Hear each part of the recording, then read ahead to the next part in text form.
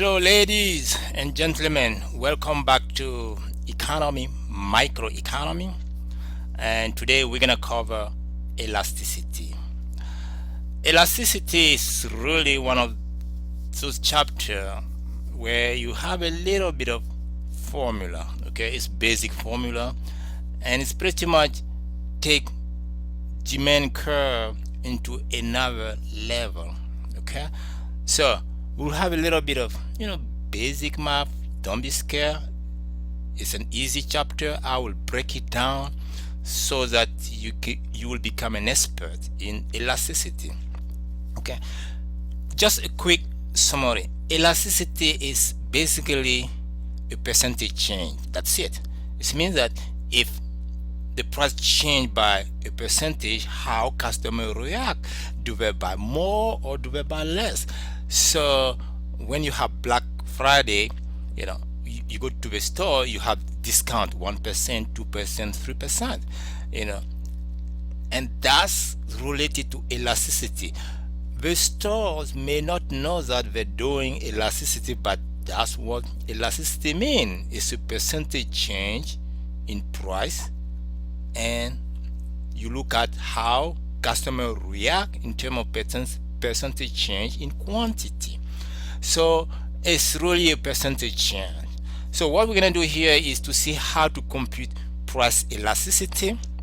And if you know one formula, it's the same thing for the rest. Okay, so you have price elasticity of demand. So this means that when the price change, how the quantity demanded change in percentage. Okay, and then we will see the relationship between the price change, the price elasticity, and your total revenue, because they're linked.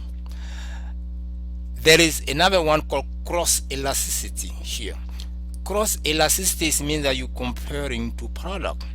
So this means that if the price of, for instance, butter change, how does it affect the quantity of margarine? Or if the price of your Samsung change, how does it affect the quantity of iPhone? You're pretty much using two products here, the price of one and the quantity of the other. That's what we call cross. Okay, and then the other formula is income elasticity. So it just means that if your income change in percentage, do you buy more or do you buy less? Okay, and then supply elasticity is basically the same thing as price elasticity of demand. The only difference is supply side, because the supply is positive.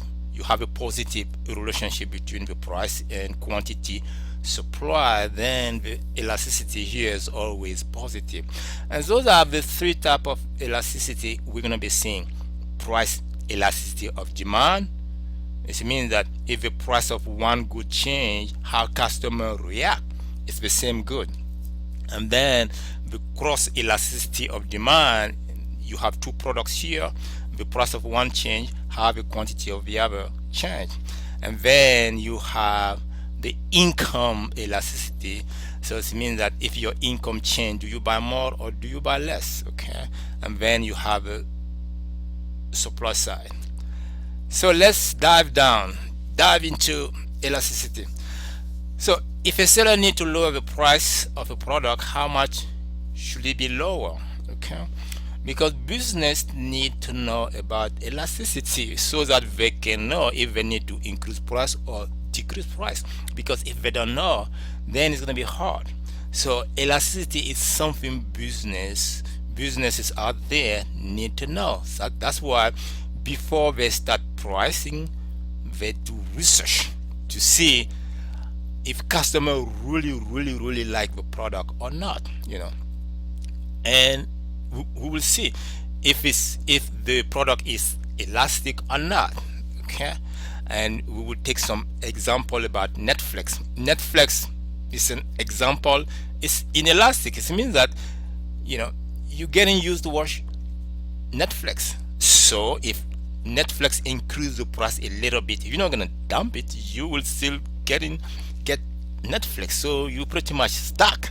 So this is an example of inelasticity. It's inelastic. It means that, well, you are stuck because you don't want to switch, or you don't want to drop Netflix because Netflix increased the price by $1. And this is something Netflix knows also. Okay, so we'll talk a little bit about all of these things here. Okay, so do you need to reduce, you know, the price? If you reduce the price, is it too little or is it too much? Too little, what does this mean? So you may get a projected increase in sale which will not meet the desired goal. Okay, so if you reduce the price too little, then you may not, reach your desired goal. Or if it's too much, the same things. Okay, you may not reach the expected target in terms of profit. So you pretty much really need to do some research out there if you are a business, just to have an idea about how much people like your product. Okay, so basically, and that's what is your price elasticity of demand. You want to know, if you change the price, how customer will react, and that's what you're trying to figure it out. If you have an idea about how customer will react, so this is good. It means that you can pretty much decide if you want to increase the price a little bit or decrease it a little bit. Okay, so we will focus here on elasticity. How does the change in the product price affect the quantity? Okay, that's what I have been saying. How the change in the price of another product affect the amount of the product we buy? Okay, so it means that if you have two products here, if one change, what do you do about the other one? Especially if they are complement, it means that you need both together or substitute. Okay, how do change in income affect the quantity demanded? So this one here will be the income elasticity. If your income change, do you buy more or do you buy less? So this one will allow us to know if it's a normal good or an inferior good. Inferior good just means that if you make more money, you drop the product. Because assume that you are a student, so you don't have a lot of money, so you pretty much sometimes trying to buy cheaper good. Okay, $1 store, 99 cents. And then when you start making a lot of money, you have your degree, then you drop those products. So this is an example of inferior good. Okay, normal good is related to when your income increases, you buy more. It means that it's positive. But we'll see this. Okay, now everything is, when we go into the demand side, it's related to the law of demand. Okay, the law of demand says that when the price change in absolute value, the quantity change. It means that if the price decreased by, assume that the price was $5 and then you cut it to $2, then the quantity increase because people buy more. Okay, so but you see, it's an absolute change. You move from 5 to 3. It's an absolute, then the quantity change. When we talk about elasticity, it's a percentage change. Okay, it's a relative. The reason why elasticity is also used is help to compare to compare good quickly. Okay, because if you go to the store, you're not gonna see the seller putting, okay, we cut this price by $1, by $2, by $3. They're not gonna use absolute. They will use percentage change. They will say, what, today we cut all price by 10%. It's much easier. Okay, so, and the critical question here, how much quantity demanded will change due to a price in due to a change in price. Okay, so when you look at the law of demand, okay, but this is absolute value. Okay, but when you talk about price elasticity, is percentage. So they're kind of following each other. This one, the law of demand, talk about absolute. The price change from $5 to $2, the quantity increase from 10 to 20. So this is absolute, but if you want to do that, you will have to do that for all product, okay? And it's kind of a little bit time consuming. Using relative value is much easier, and it's help you to compare good easily. So that's where price elasticity of demand come into play. It's a percentage change, okay? So it means that the percentage change in quantity demanded divided by the percentage change in price, okay? Or if the price change by a percentage, how the quantity react in terms of percentage here, okay? And that's the formula here. Price elasticity is a percentage change in quantity demanded divided by the percentage change in price, okay? Now we'll talk a little bit about that percentage change in quantity. When economists or business talk about percentage change here, it's a little bit different from the percentage change in pure math. In pure math, when you do the percentage change, you take the target value divided minus beginning divided by beginning. Economists look at things in terms of average, okay? Because they really don't care where you move, where you start. If you start from A to B or B to A, they compute an average. So this percentage change will be an approximation of your pure percentage change in math. I will do a couple of videos specifically about percentage change, price elasticity of demand, and then go step by step on it, okay? So price elasticity is a percentage change in quantity divided by the percentage change in price, but those percentage change is an average, okay? And we'll talk a little bit about it. Assume that you have a 10% increase in quantity here demanded, and in response to a 20% price decrease. So if you divide 10 by 20, you're going to get 0.5. This means that the percentage change in quantity demanded is 10%, and the percentage change in price is 20%. When you divide 10 by 20, it gives you 0.5. Now there is something missing here, okay? And that's sometimes a problem with a lot of lecturers from different books. So that's why I'm going to do a specific video, okay, later. Here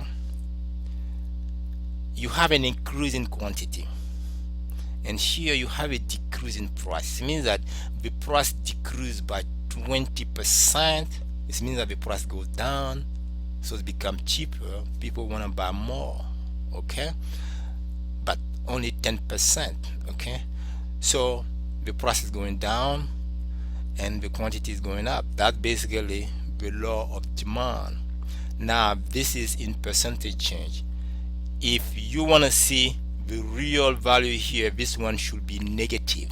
It should be minus 0.5, okay? Because this guy is going down and this guy is going up. Now we are really not interested in the sign here, because we assume that the two move in opposite direction, so it's going to be negative, okay? The reason why we take a positive value because we want to compare it to 1. So this value here is basically the absolute value, okay? It's the absolute value, because normally it's negative. The price increases, the quantity goes up. If the good is cheaper, people buy more. So it's one goes down, the other one goes up, or one goes up, the other one goes down. So you have an inverse relationship here. So the price elasticity of demand is negative, but we take the absolute value to have the positive, okay? because by default is going to be negative. Okay, now the reason why we take a positive, because we want to compare it to 1. That's it. Okay, so we want to compare it to 1 just to decide if it's inelastic or unit elasticity. That's it. Okay, so but we're gonna talk about it. Okay, and I was talking about this one here. Okay, economists and businesses or people using price elasticity of demand, they use an approximation. It's an average method. Okay, so it means that you take the quantity before and the quantity after the price change, and then you compute average. Okay, so you divide the average quantity into the change in quantity to get the percentage change in quantity. Okay, so if you want the percentage change in quantity, you take the difference and then you divide by average. That's what this thing is saying. Okay, I hope we're gonna get some. For instance, assume that the quantity goes from 2 to 4. So if you want to compute the percentage change here, you move from 2 to 4. What's going to be the percentage change? Then what's going to happen here? The quantity move from 2 to 4. You compute the average. Okay, the average is 2 plus 4, so you have 6, divided by 2 is 3. So the average quantity here is 3. And then how do you do the percentage change? Then you take 4 minus 2, which is 2, divided by 3, because the numerator is the change. Okay, the denominator here is the average. That's the formula in economy. It's an approximation. Business use a lot of approximation. Okay, in real life, especially data analytic and prediction and all those, you got a lot of approximation there. Okay, so the numerator is the change in quantity here. Okay, it means that 4 minus 2. The denominator is the average. 2 plus 4 divided by 2 is give you 3, and this is the percentage change in quantity here. Okay, if you wanted to compute the pure percentage change in math, what you will be doing is the 4 minus, you move from 2 to 4. This is the end, the beginning. Okay, so you're gonna do 4 minus 2 divided by 2. Okay, so that will have been the pure math, but we are not interested in the exact match. We want just an approximation. Okay, and the reason why you want an approximation, because you really don't care where you start. If you go from 2 to 4 or 4 to 2, you really don't care. You just want to have the same value. That's the whole point. Okay, if somebody starts here from 2 to 4 and another student start from 4 to 2, we're going to get the same value here. But if it's pure math, you're not going to get the same value. If you go from 2 to 4, you're going to get a value different if you move from 4 to 2. Okay, so that's what economists wanted to avoid. They didn't want two people trying to compute percentage change between 2 points having different result. Okay, economists, they are more interested in the percentage change between those 2 points. They don't care where you start, and that's why they're taking average here. Okay, so we do the same thing to get the percentage change in price. Okay, you do the change in price and then you divide by average. The same thing you do for quantity here. Okay, so you take the price before and after, and then you take the average. Then you divide the average price into the change in price to get the percentage change in price. Okay, So you have the change in price and then you divide by the average. That's what they're saying. Okay, like this one, you have the change here divided by the average here, and then you do the same things here. If the price, went from 45 to 40, well, what you're gonna do? Okay, you take the average here. It's gonna give you 45 plus 40 divided by 2, and then you take the difference here. The difference here is 5, and then you divide by this one. So this one gonna give you 0.118. Okay, so that's what this is. Okay, and then how do you compute the elasticity? Is you have a percentage change in price and percentage change in quantity here. Okay, and you're gonna get a negative number. That's what I was trying to say. Okay, this number should be negative because this guy is going down, the other one is going up, or vice versa. Okay, so this one should be negative, but we are not interested in the sign because by default is negative, so we already know that. So we need to take a pause, the absolute value, like then you'll get a positive value. The reason why, and that's the only place you do that, you don't do that with other elasticity.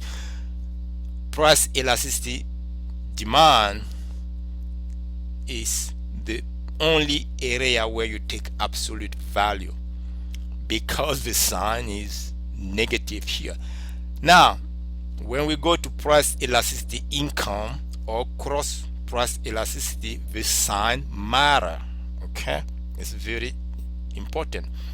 You don't take absolute value down there because you really sometimes don't know what's going to be the sign. Here, price elasticity of demand, you know the sign. By default, is negative. It's the law of demand. Okay? So, because by default, the sign is negative, so we can eliminate it. And the way to eliminate it easily is to take the absolute value. Okay? So, that's why this guy is positive because they skip one step. So this one here, and you can see it's kind of greater than 1. We will see this one here. Okay, now what these things mean, if somebody asks you on the street here, okay, you know how to compute elasticity, what does this mean? Okay, there are many ways. Okay, the easiest way is just 5.65 is the same things as 5.65 divided by 1. You take this one, you divide by 1, and you can put percentage here and percentage here. So that's what this means. A 1% change in price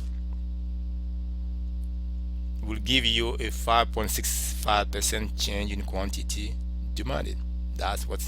So it means that if the price increase by 1%, people will be dropping the quantity by 5.65%. If the price decreases by 1%, people will be increasing the quantity by 5.65%. So it means that a little change in price will change the quantity demanded dramatically. You see, this one here is greater. The numerator is greater than the denominator. This guy here in percentage is greater than this guy here. So it means that if you change the price only by 1%, customers are very sensitive. That's what this 5.65 means. A 1% change will incur a higher than 1% change in quantity. This one is called elastic, okay? Because it means that customers are very sensitive, and that's what is here. If this guy is greater than 1, it means that consumer response is largely related to the price change. It means that customers are very sensitive. Okay, that's what it means. The demand is elastic. Now, if this one is less than 1, what does this mean? It means that the numerator, which is the change in quantity, is less than the denominator. So it means that if you change the price, the quantity will change a little bit. Okay, in this case, it means that, well, customers were stuck. They love your product. If you change the price, they're just gonna buy almost the same quantity. Okay, they may decrease a little bit. Okay, Netflix. If Netflix increased by $1, are you gonna drop Netflix? Well, you're watching all those movies every day. You will say, oh, $1, forget about it. I'm just gonna keep using it. Okay, and that's the same things here, especially if you like the product. Okay, and this is where business wanna be. Business, they wanna be here, so that if it's less than one, it means that you are addicted to them. Okay, you are stuck with them, so they can change the price, and usually they can increase the price. You're not gonna drop it. Okay, and then the other one is unitary elastic. It means that it's the same change. Price and quantity change at the same rate. Okay, it's equal. Okay, and if you want to see the extreme cases, this one here, this is one of the extreme cases. Okay, it means that the price elasticity of demand is infinite. So this means that this is extremely elastic. It means that if you change the price a little bit, people move quickly. If you increase the price a little bit, basically they're dropping your product. You're not getting any customer. If you decrease the price a little bit, then you're taking all of your competitors' customers. That's what we think. This is completely elastic or infinite elasticity. Okay. This one here is the other extreme case. Okay. If you change the price a little bit, you buy the same quantity. It means that it really doesn't matter. Okay, you can increase the price, higher. Customer really need this one. That's what it means. Okay. Now you usually don't have this one. If you have this one, the government will go in. Like water. Water is a necessary good. You need water to survive. So, and people need water. If the price increases, they still need to drink water, otherwise they're going to die. So that's why, if you have a necessary good like this, the government goes in. Okay, so okay, and this gives you a couple of example of good which are elastic and inelastic. Elastic means that elasticity is greater than 1. Okay, so it means that the numerator is greater in percentage than the denominator. It means that if the price change a little bit, then the quantity move fast. Okay, and airline travel, because you can find substitute. American Airline, Delta, or there are so many of them. Okay, restaurant. If you don't like restaurant, you just move to the other one. There are so many competitors. Fresh fish, and new cars. Especially in the short run, you can switch. Okay. Now, unit elasticity. Some example is private education, radio and television, shoes and movies. Almost the same. Okay. Now, inelastic. Usually, the most popular case are those two cases: elastic and inelastic. Okay. Inelastic means that, well, it really doesn't matter. If the price change, you are addicted. And cigarette is an example. Some people are addicted to cigarette. The government sometimes they put the tax, but people are still buying. Okay, coffee, gasoline, but this is in the short run. In the short run, then if you have to go to work, and then the price goes up quickly, you're not gonna suddenly drop things. No, because you need to go to work. But in the long run, you're gonna start figuring out, maybe I need to start cutting my commute in terms of, instead of driving with my own car, I can start looking at the public transportation. Okay, so there is a time period here. Okay, and electricity, if you watching basketball, or your family they watching the Kardashian or blah blah blah. You know, if the price of electricity, if the price of electricity goes up, you're not gonna cut your electricity and stay in the dark. You're not gonna do that. You may need to go find another job. Okay. So in short run, you will really try, you know, to find another job. In the long run, you would try to find something else. Okay. And then long distance phone call, because you have to call. You don't have another way. Okay. So these are elastic, inelastic, and so on. Okay. And some example is necessity versus luxury. Okay. If a good is really necessary, it means that you need it, like water, electricity. These are things you cannot substitute them. You really need them. So therefore they are inelastic. Okay, because those are necessary good. You need them to survive. Okay, luxury good, you really don't need it. If the price of luxury good increase, you don't need a luxury good. If you don't need a luxury car, you can just buy something. Okay, so and then another element which determine elasticity is substitute. If you have many substitute, then well, you can switch quickly.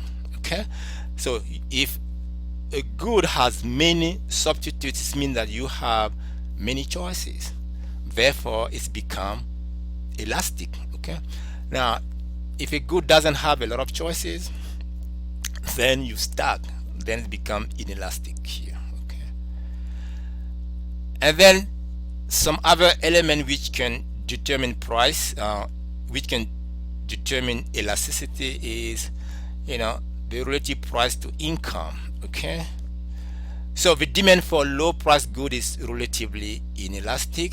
So it means that, well, if the price of a good is lower, you really don't care. Okay, if the price increase a little bit, you say it's just so small, I'm not gonna drop it, I'm still going to buy it. Okay, now if the price is very high, you kind of already sensitive, because it's taking a big chunk of your money.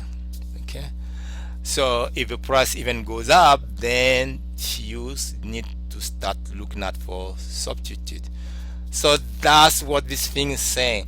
If the price takes a big chunk of your income, then you are very sensitive. But if it's just a little price, you really don't care. Okay, you also have time. Okay, the more time you have, so you can search for good. Okay, then the goods become elastic in the long run. Okay, but if it's short term, now you really don't have some time to search, then you kind of stuck, so it's become inelastic. Okay, now let's try to compare price elasticity and total revenue. There is a relationship here, okay, between elasticity and your revenue. You already know the revenue is the price multiplied by quantity. Okay, so assume that the demand is inelastic.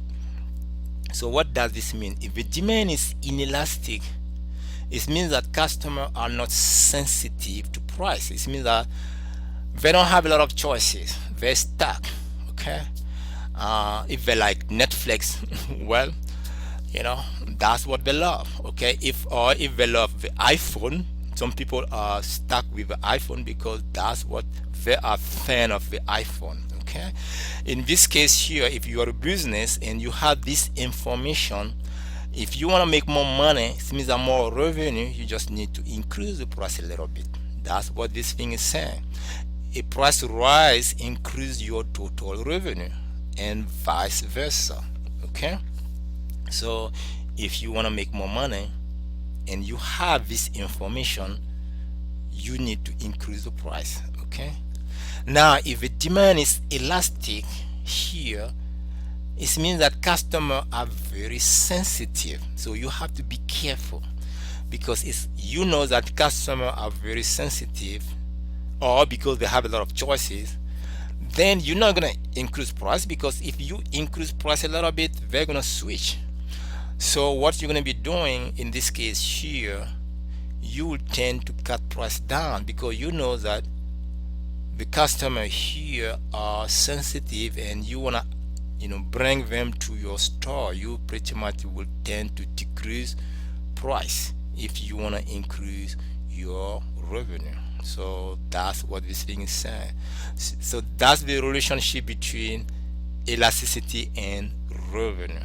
Okay, and that's why business need to know these, because, well, at the end of the day, they want to make more money. Therefore, they need to know how customer will react, because you don't want to put 50 cents and then you lost all of your customer. So you need to know if there are many competitors out there. Okay, and especially in the case of Netflix, well, you don't have a lot of competitors out there. I mean, so that's why Netflix can increase the price a little bit and people will still buy, because, yeah, it's not a big deal. But in the case of cigarette, you know, this is a quick question. You sell cigarette, should you put them on sale? No, because people, they love cigarette, they are addicted. The government is trying to increase tax to discourage people, but people are still smoking. Okay, so cigarettes are inelastic good, and that's why, if you cut the price down, then your revenue will fall. Okay, I mean, it's not, if you want to make more revenue, you just need to increase price, because cigarettes are inelastic good. Now, if you selling furniture, it's the reverse. Okay, because people can switch. They don't need to buy your furniture, they can go somewhere else. So should you put them on sale? Yeah, because they are elastic good. Okay, because if they're cheaper, they come to you. If you are expensive, boom, I'm going to the competitors. Okay, and those graphs here tell you how elasticity move on the demand curve here. Okay, and we saw this a little bit. Okay, if the price is higher here, then this one will take a big chunk of your income, so you become sensitive. That's why the price elasticity of demand is greater than 1, because this is high price. But lower price, you say, it's lower, so this one is inelastic. And that's why you can see there is a relationship between this one here and your revenue here. Okay, so here, because this one is elastic, if the price goes down, then your revenue increase. That's what we say. If you are in the inelastic zone and then you move here, which means that the price goes down, then you can make more money. Now, if you are in the inelastic zone here, you shouldn't, the price should be increasing for you to make more money. But if the price continue decreasing, basically you're losing money, because this part here is inelastic. Okay, see, inelastic, your revenue goes down because the income decrease.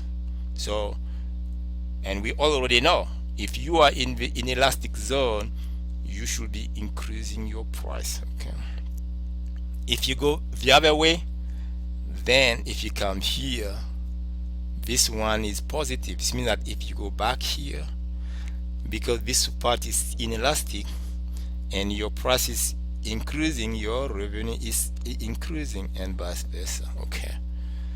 Okay, that's what this thing says. At lower price, demand is relatively inelastic. Okay, and so on.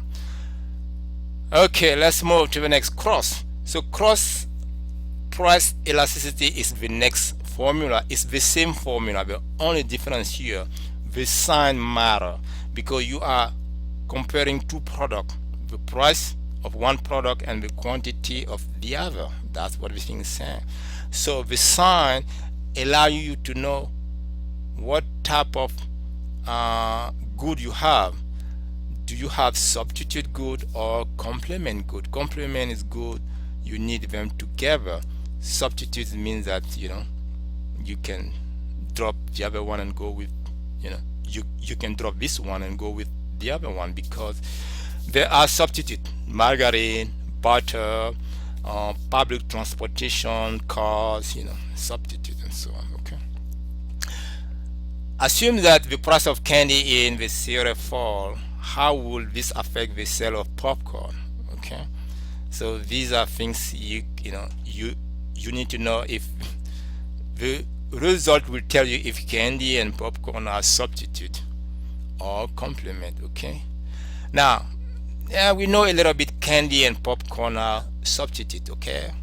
If there is no candy, you go to popcorn. If candy are expensive, you go with popcorn, and vice versa. Okay. Lower price candy will see an increase in quantity demanded.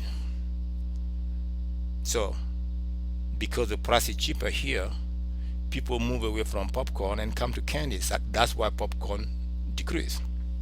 Okay. Now, by how much? Then that's what cross price elasticity of demand mean. The percentage change in quantity demanded of maybe candy divided by the percentage change in price of popcorn. Okay. So it means that you're looking at two goods here: the price of one good and the quantity of the other one. Okay. The first elasticity we saw was only one good, the price, and the quantity demanded. It was the law of demand. Okay. The price and the quantity. Here is cross. Okay.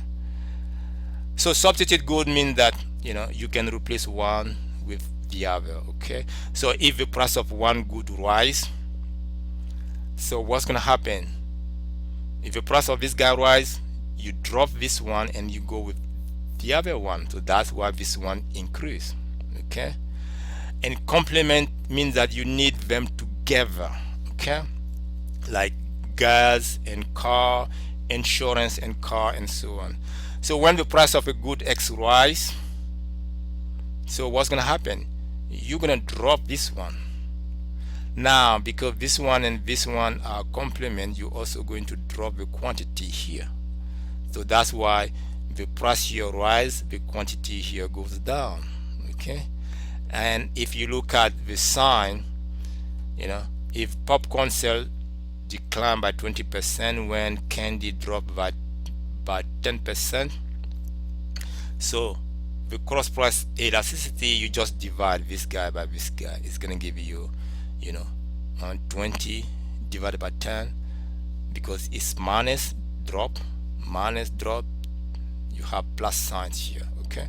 So when cross elasticity of demand, no, cross price elasticity, when it's positive, it means that you have substitute. Okay. And that's the relationship between the sign here and the name here. Substitute, the sign is positive. So now if you look at complement here, then the sign is negative here. Okay. It means that you need both together. Okay. And that's what is here, because if this one decline and this one increase, then you have a negative sign here. So the sign is very important when you're dealing with cross elasticity, cross price elasticity. The first one we saw, price elasticity of demand, the sign doesn't matter because it's always negative and we take the absolute value. This one here, the sign matters. Okay. And you can play around with this. The price of gasoline jumped by 20%. Would you expect the demand for gasoline SUV to rise or fall? Okay, why? Okay, so you know that gasoline and SUV, they go together. You need them. Okay, unless your SUV is electric, but you have a gasoline SUV, so you need both. So they are complement. Okay, so if the price of gasoline jump, then you stuck. I mean, if this one jump, then what does this mean? Well, you're not gonna drive. You may try to find a small car or public transportation. Okay, so they complement. And that's what this things. Now the last one is income elasticity. This one just means that if your income change, do you buy more or do you buy less? So the signs here also matter. Okay, and that's what we're gonna see here. So the income elasticity of demand is a percentage change in the quantity demanded divided by the percentage change in income. It's the same formula. The only difference is instead of price, use income. Okay, and it's the same things. The sign matter. Okay, if you make more money and then you buy more, then it's gonna be positive, like here. If your income increased by 10% and then your quantity of popcorn you buy increased by 20%, then it's going to be positive here. Okay, so you have 20 divided by 10 is 2, and that's what is here. Okay, if it's positive, you talk about normal goods, means that you make more money, you buy more. It's normal good. Inferior good, if you make more money and then you decrease the quantity you buy, like $1 store or 99 cents. you know if you make more money, then you drop those goods, then those goods are, this is called inferior good, and this is normal good here. Okay, so the sign of your equation, when you compute it, is going to be negative, and this one is inferior good here. Okay, the last one is elasticity of supply. Okay, it's the same things. The only difference, this one is always positive because it's the law of supply. The law of supply is saying if the price change, supplier react. Like supplier of oil. When the price increase, all country producing oil, they're happy. They say, oh yeah, we can make more money. Okay. But here we're looking at in terms of percentage change here. Okay. So the percentage change in quantity supplied divided by the percentage change in price. It's the same formula. Okay. If it's greater than 1, you talk about highly elastic. What does this mean? It means that producers are very responsive to price. Elastic. You change the price a little bit, they produce more. Okay. Now, if it's inelastic, it means that producers do not have much of a response. Okay. So, but this one is not, it's not heavily used as the other three. Okay, so this is an application. Okay, America could become more energy independent by substituting our own resources, coal, natural gas, or nuclear power, solar, for imported energy. Now, when the imported energy is cheaper, then you're gonna get a lot of substitution. So people will move toward buying more, imported energy. Okay, instead of switching to a more costly domestic alternative. But if the energy you importing were more expensive, then you will say, yeah, let me go with the domestic. Okay. So let's do a couple of review of what we have seen so far. Okay, we saw a couple of formula. The first one we saw was the price elasticity of demand, and we said that this one here is always negative because of the law of demand.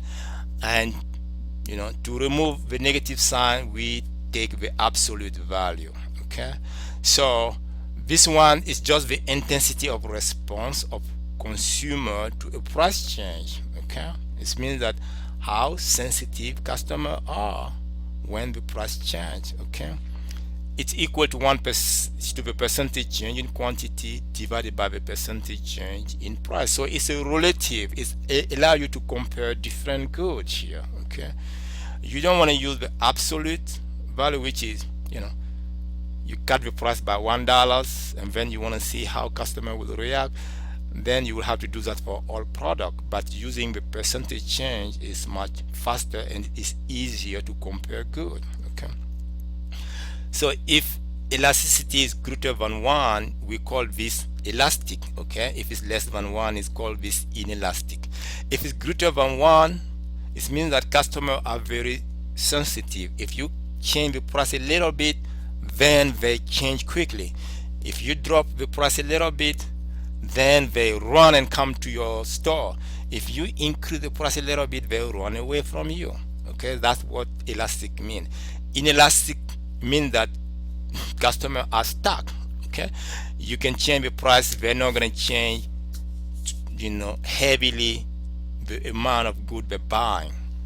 Therefore, if you are a business, this is good for you. So this means that you can increase price a little bit to make more money. Okay. Inelastic good is less than 1. A price increase generates a smaller change. Okay, and increase in total revenue and vice versa.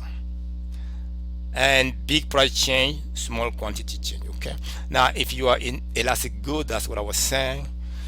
you know a price increase generate a larger percentage change in quantity. Okay. Now, knowing that you don't want to do that if you're a business because you don't want to increase price when you are in this area because it's going to decrease your revenue. So the best strategy is to cut price down so that you can attract customer. Okay. Now, cross price elasticity, the sign matter here. Okay. So this one help you to know if the product are substitute here or complement. Okay. Substitute means that you can switch. So this one here, if the sign is positive, so it means that if the price of X increase, then you drop X and then you move with Y. So that's why the two move in opposite direction, in the same direction. That's why it's positive here. Complement means that you need the two goods, so you need them. So if the price of X goes up, you're gonna drop the quantity of X and also drop the quantity of Y. So the price and the other quantity move in opposite direction. So that's why this one is negative here. Okay. And the last one almost was income elasticity. It just tell you that, hey, if your boss increase your income, what do? Do you buy more or do you dump the good? If you buy more of the good, it means that we are in the area of normal good here. Okay. Now, if you dump the good, it means that if your demand decrease, your demand shift to the left, then we call this an inferior good. So this means that, well, you just dump this good because you make more money. So why you want to go to $1 store? You make more money, so you go to 1,000 store. Okay, so that's what this thing is saying. And then elasticity of supply, this one is always positive, so you don't have to worry about sign here. And then it works like the demand curve. Okay, so it measures the response of supplier to a price change here. Okay. And that's the end of this chapter. And I think that the future chapters we're going to talk about cost of production. Well, if you like this video, you can subscribe to my channel. I'm building it. It's called Academira. So there will be a lot of video about interdisciplinary field: economy, business, computer science, machine learning, artificial intelligence, data science, and basically how all fields are related, because all fields are really related when you start working in the private sector. If you're looking at economy is related to computer science, to data science, to machine learning, to analyze data, healthcare, and AI. all fields now are related. So, and this platform academia will touch all kind of platform, and that's basically where my background is. Economy and computer science. Okay, thank you very much, guys, and hopefully you enjoy this. There will be more video coming in, and have a good day.